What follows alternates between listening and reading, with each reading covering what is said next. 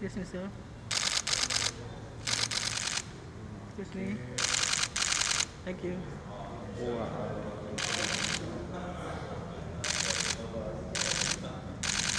Thank you, sir.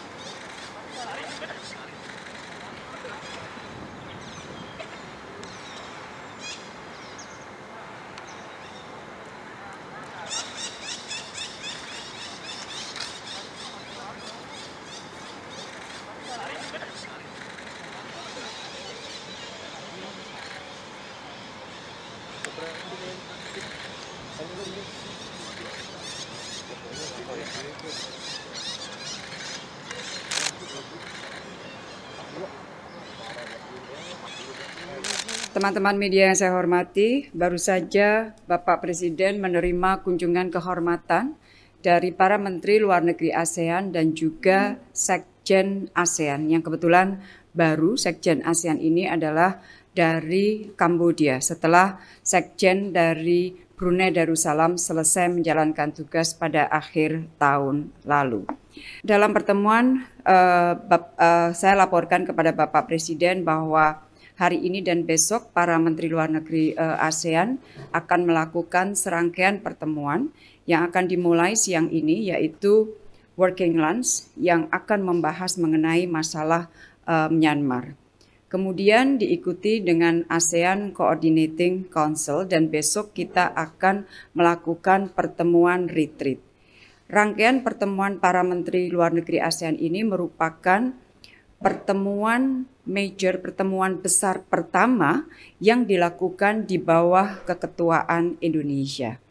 Di dalam pertemuan tadi Bapak Presiden menekankan dua hal. Yang pertama adalah bahwa ASEAN tidak boleh menjadi proksi siapapun.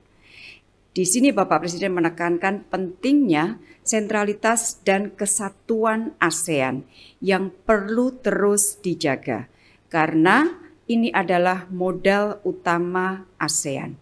Dan Bapak Presiden menekankan pentingnya penghormatan terhadap prinsip-prinsip demokrasi, hukum internasional, hak asasi manusia sesuai dengan apa yang ada di dalam piagam ASEAN. Bapak Presiden juga menekankan bahwa 5 Point of Consensus akan tetap menjadi mekanisme utama ASEAN di dalam mengadres isu atau perkembangan di Myanmar.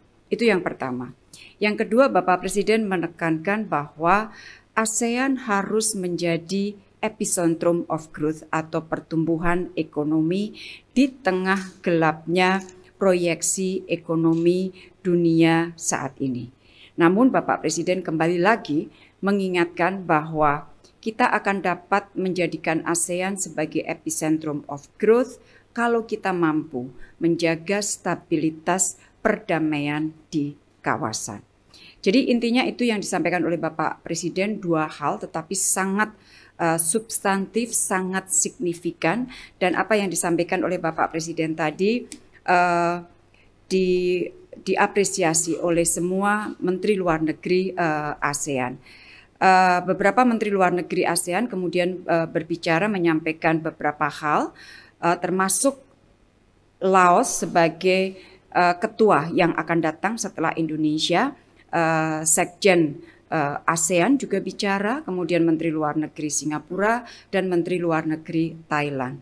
Semua intinya adalah kesiapan negara anggota ASEAN untuk mendukung keketuaan Indonesia. Jadi itu saja teman-teman yang dapat saya sampaikan per detik ini.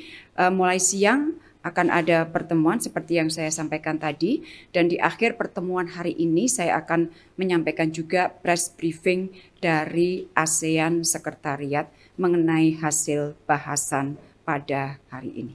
Terima kasih.